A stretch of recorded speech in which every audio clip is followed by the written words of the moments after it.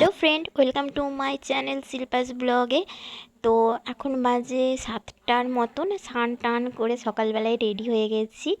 তো এখন আমি যাব একটা জায়গা, আমি একা না, যাব বৌদিও আছে।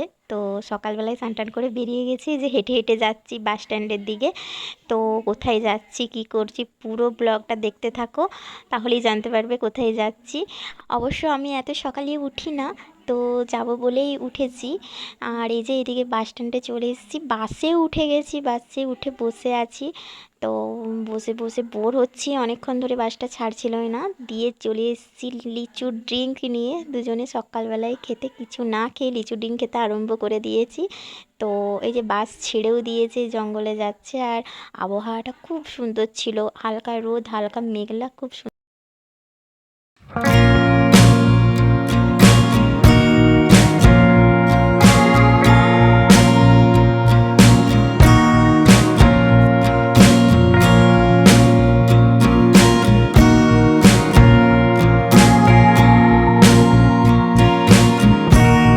চলে এসেছি, এটা হচ্ছে মায়তার মন্দির, রাধাকৃষ্ণের মন্দির।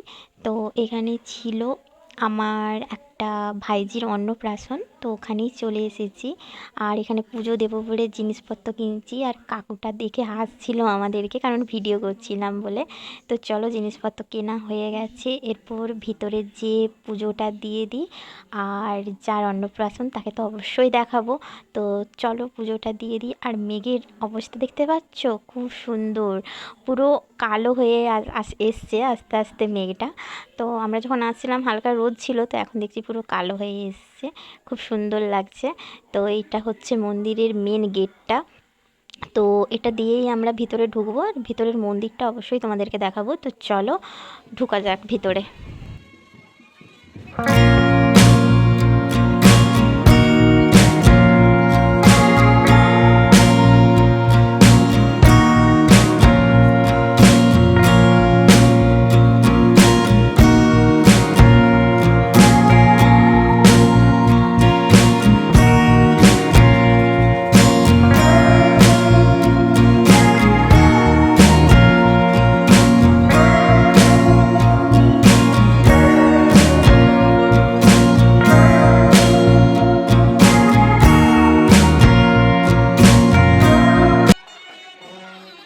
এই যে এখানে পুজো দিতে বসে গেছি, আর আজকে ছিল প্রচণ্ড ভিড়, মানে যেদিনে পুজো দিতে গেছিলাম, তো প্রচণ্ড ভিড় ছিল, কারণ অন্নপ্রাশনের ডেট ছিল। তো অনেকেই অন্নপ্রাশনের জন্য এসেছিলো।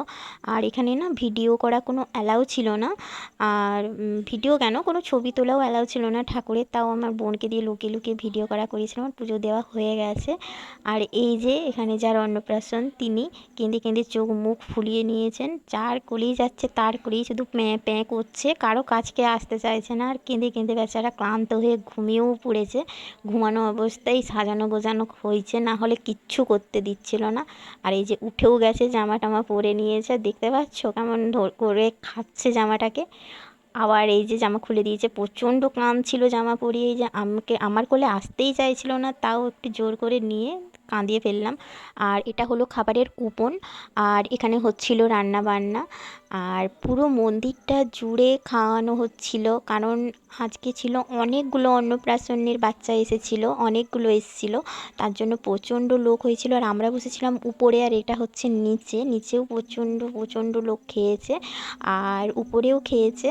তো এখানে দেখতেই পাচ্ছ, এখানে আরও লোক, এখানে মানে অনেক দেরিতে করে খাওয়াচ্ছিল, কারণ নিচে উঠলে তারপরে উপরে খাওয়াবে। আর এখানে বসে গেছি, এখানে প্রসাদ দিয়ে দিয়েছে, আর তারপরে দিয়েছিল পোলাও, আর যেটা খেতে দারুণ ছিল, দারুণ। তারপরে ছিল ভাত, এটা আতপ চালের ভাত, আর দিয়েছিল একটা সবজি, কুমড়ো টুমড়ো দিয়ে সবজি, বিশ্বাস করবে না, দারুণ খেতে, দারুণ দারুণ টেস্ট, ঠাকুরের প্রসাদ, পুরো অমৃত ছিল, অমৃত। একটা ডাল দিয়েছিল, আর পোস্ত দিয়েছিল, এখানে তেল টেল ব্যবহার করেনি, এটা ঘি দিয়ে রান্নাটা হয়েছিল পুরোটা। আর এটা চাটনি আলু টালু দিয়ে করেছিল, আমি ঠিক জানি না কিসের। তো দারুণ হয়েছিল, প্রতিটা খাবার দারুণ।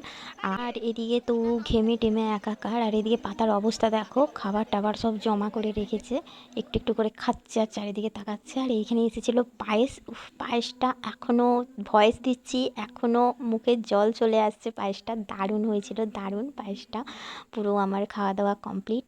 এরপর খাওয়া দাওয়া করে নিচে নেমে এসেছি, আর এখানে এখনও খাওয়া দাওয়া হচ্ছে, আর অনেকে বসেও আছে, বললাম অনেক অন্নপ্রাশন বাড়ি এসেছে অনেক লোক, তো এখানে বসে আছে আর আমরাও বসেছিলাম। এরপর বাড়ি যেতে হবে। তো আজকের ভিডিওটা এই পর্যন্ত, কেমন লাগলো অবশ্যই কমেন্টে জান। এখনও আমার চ্যানেলটাকে সাবস্ক্রাইব করোনি অবশ্যই করে দিও।